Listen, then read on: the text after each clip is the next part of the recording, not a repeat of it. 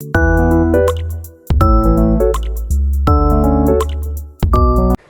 Hello everyone, आज का हमारा फिज़िक्स कॉन्सेप्ट है फ्रॉम इलेक्ट्रोस्टैट्स चैप्टर।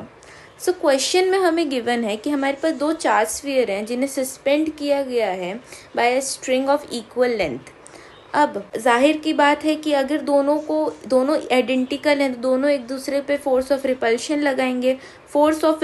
लगाएंगे तो और इन पे mg भी लग रहा होगा, तो ये कुछ एंगल बना रहे होंगे विद द वर्टिकल, जिसको हमने थीटा कहा गया है।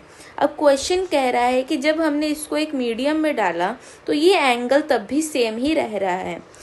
तो अब हमें जो इसका डाइलेक्ट्रिक कांस्टेंट की वैल्यू है k मीडियम का, वो बताना है। तो इसके लिए हम क्या करेंगे, बेसिकली पहला कॉन्सेप्ट यहाँ पे ये लग रहा है कि जैसे ही हम इसको किसी और मीडियम में डालेंगे तो न्यू जो फोर्स होगा वो F/K हो जाता है। और सेकंड फोर्स ये लग रहा है कि यहाँ पे बायएंट फोर्स भी आ जाएगा, ये सेकंड कॉन्सेप्ट है। तो ये दो कॉन्सेप्ट इस क्वेश्चन के अंदर यूज़ होने वाले हैं। अब जैसे ही हमने इसको पानी में डाला तो इस पे बायएंट फोर्स लगेगा, बायएंट फोर्स ऊपर की तरफ लगेगा। नाउ अब हम अगर वैल्यू निकालें तो tan थीटा इनिशियल वैल्यू जो थी हमारे पास वो थी Fe/mg, ये इनिशियल tan थीटा की वैल्यू है। अब ये इनिशियल है और tan थीटा अगर मैं फाइनल लिखना चाहूँ तो वो हो जाएगा Fe/mg माइनस Fb, क्योंकि और एक नीचे k का भी फैक्टर आ जाएगा, क्योंकि अब हमने इसको पानी में डाला है तो फोर्स Fe/K हो गया और जो हमारे पास वर्टिकल वाला फोर्स है वो mg माइनस Fb हो जाएगा, क्योंकि नेट फोर्स हम लेंगे। अब हमें बस इन दोनों को इक्वल करना है, हमारा आंसर आ जाएगा। Fe को Fe रहने देते हैं, mg is equals to Fe/K mg minus F by and force.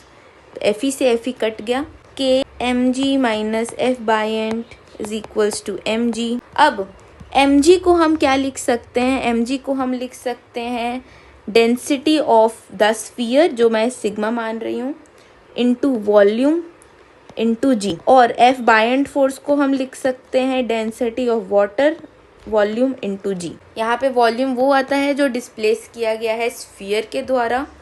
अब अगर इन वैल्यूज़ को अगर मैं सब्सटीट्यूट करूँ तो g तो कैंसिल हो जाएगा, तो k is equals to sigma into volume minus rho into volume is equals to sigma into volume. अब हमें बस इन वैल्यूज़ को रीअरेंज करना है, तो k वॉल्यूम से वॉल्यूम कट गया, k sigma minus k row is equals to sigma. तो k यहाँ से आ जाएगा हमारे पास sigma upon sigma minus row, यानी k की वैल्यू यहाँ से आ जाएगी सिग्मा, k की वैल्यू यहाँ से आ जाएगी 1/1 माइनस रो अपॉन सिग्मा। अगर मैं यहाँ से वैल्यू सब्सटीट्यूट करूँ तो हमें क्वेश्चन में जो वैल्यू गिवन है वो है पानी की 1 ग्राम एंड स्फीयर की डेंसिटी गिवन है 1.5।